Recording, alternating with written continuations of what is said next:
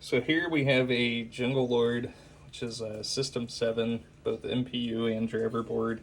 This driver board had quite a bit of rework that was done to it at one point, but what I did on here is I went ahead and replaced all the .156 headers.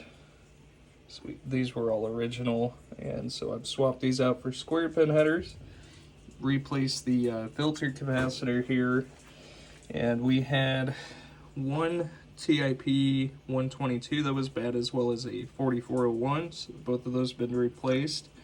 What it was actually, I believe one of the 2N4401 legs was crossed over and had totally fried the TIP 122 here. So I would also check your solenoid, which would be solenoid 14 in this game.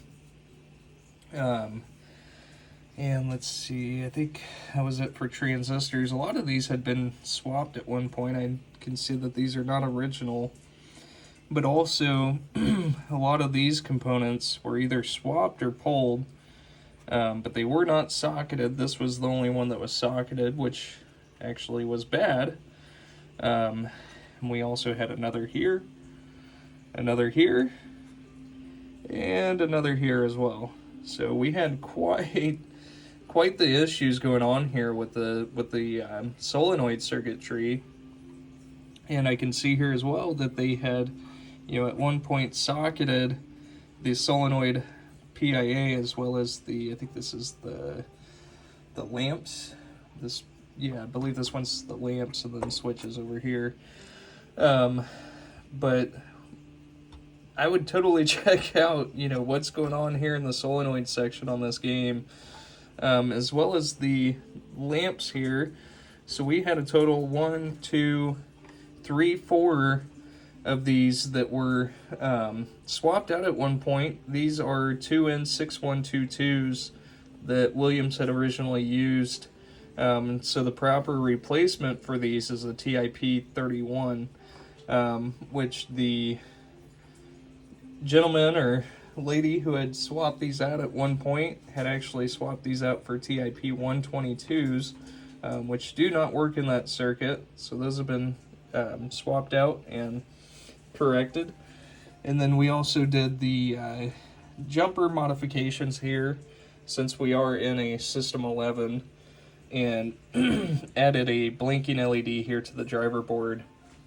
And on the MPU, all of the ROM sockets had already been swapped. Obviously, NVRAM had been added at one point, which I do actually sell my own NVRAM here, which I've got the 5101 and all the other types of NVRAM that you would need for these this era of pinball. But anyways, we went ahead and, let's see, I think the headers had already been swapped on here, but we went ahead and swapped the filter capacitor, and we swapped the 6808 socket, and we put in a new crystal here on the board.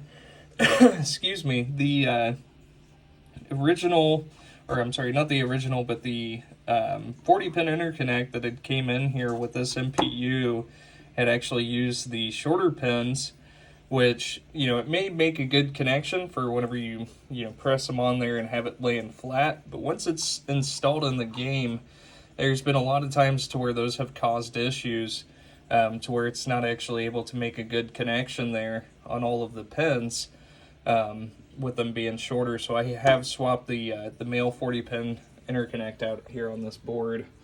But we will go ahead and get it started up. We've got high score to date, as well as last game played. And let me connect power here to my bench. And we have the lamps dancing there, as well as the only coil that is on is the coin lockout. And we'll go ahead and cycle it through the test. So first one being displays. So 0 through 9 working correctly.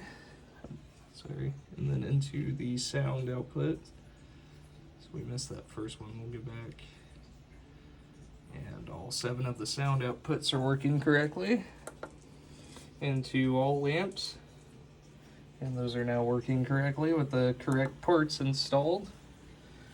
And into the solenoids. And like I said, I would totally check out prior to powering these boards up in that Jungle Lord.